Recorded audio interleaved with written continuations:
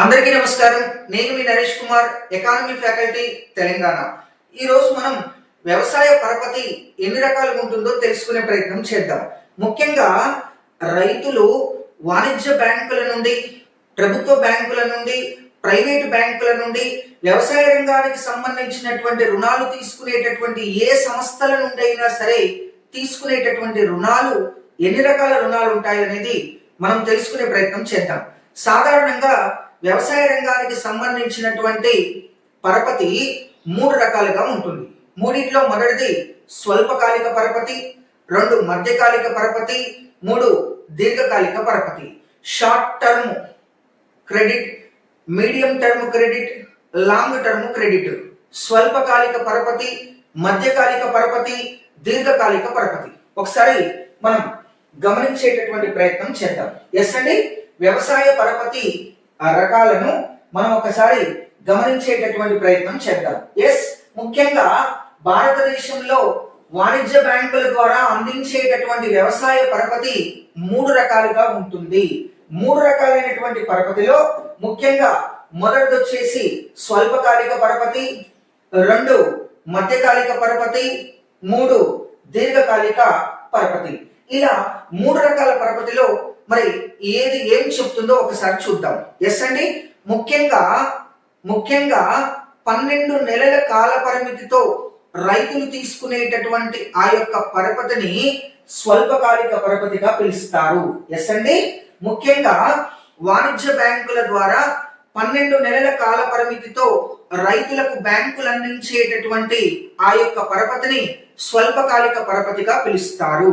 ఈ స్వల్పకాలిక పరపతితో రైతులు విత్తనాలు కొనుగోలు చేయటం, ఎరువులు కొనుగోలు చేయటం, కూలీలకు వేతనాలను అందించుకోవటం, అదే విధంగా చిన్న చిన్న పనిముట్లను కొనుగోలు చేయటం మొదలగు వాటికి ఈ యొక్క స్వల్పకాలిక పరపతిని ఉపయోగించుకుంటూ వ్యవసాయ రంగంలో ఉత్పత్తిని తయారు చేయటం జరుగుతూ ఉంది.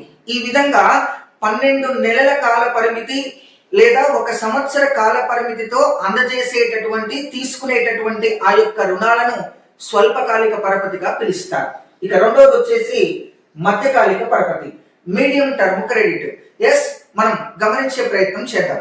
3 సంవత్సరాల నుండి 5 సంవత్సరాల కాల పరిమితితో వాణిజ్య బ్యాంకులు రైతులకు అందజేసేటటువంటి ఆ యొక్క పరపతిని మధ్యకాలిక పరపతి అంటారు.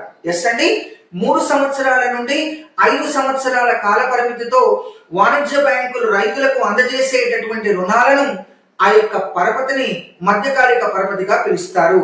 మధ్యకాలిక పరపతితో రైతులు ప్రత్యేకంగా ఏం తీసుకుంటారు, ముఖ్యంగా ఏం కొనుగోలు చేస్తారని గమనించి చూసినట్లయితే మోటార్లను కొనుగోలు చేసుకోవటం, బావులను త్రవ్వుకోవటం, నీటిపారుదల సౌకర్యాలను మెరుగుపరుచుకోవటం, పనిముట్లను కొనుగోలు చేసుకోవటం, అదే విధంగా పశువులను కొనుగోలు చేసుకోవటం లాంటి మొదలగు కార్యక్రమాల కోసం ఈ యొక్క రుణాలను ఉపయోగించటం జరుగుతుంది. ఇక లాస్ట్ మూడవది వచ్చేసి దీర్ఘకాలిక పరపతి, లాంగ్ టర్మ్ క్రెడిట్.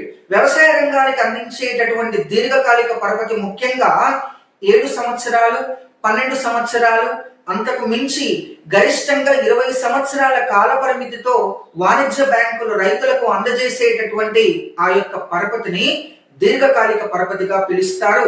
దీర్ఘకాలిక పరపతి తీసుకున్నటువంటి రైతులు ముఖ్యంగా కొత్త భూములు కొనుగోలు చేసుకోవటం, పెద్ద పెద్ద భారీ యంత్రాలను కొనుగోలు చేయటం, హార్వెస్టర్స్, ట్రాక్టర్లు లాంటి వాహనాలను కొనుగోలు చేయటం, భూ వివాదాలను పరిష్కరించుకోవటం లాంటి మొదలగు అవసరాల కోసం ఈ యొక్క పరపతిని ఉపయోగించుకుంటూ ఉంటారు. ఈ విధంగా వాణిజ్య బ్యాంకులు ప్రత్యేకంగా వ్యవసాయ రంగానికి అందించేటటువంటి పరపతి 3 రకాలుగా ఉంటుంది. మూడిట్లో మొదటిది స్వల్పకాలిక పరపతి, 2 మధ్యకాలిక పరపతి, 3 దీర్ఘకాలిక పరపతిగా చెప్పవచ్చు. ఎస్, ఇలా ఎకానమీకి సంబంధించి ప్రతిరోజు మనం మంచి మంచి అంశాలను ఎగ్జామ్ పాయింట్ ఆఫ్ వేలో తెలుసుకునేటటువంటి ప్రయత్నం చేద్దాం. తప్పనిసరిగా ఈ యొక్క ఛానల్ని లైక్ చేయండి, షేర్ చేయండి, కామెంట్ చేయండి, మీ విలువైనటువంటి సలహాలు సూచనలు అందించండి. Thank you very much.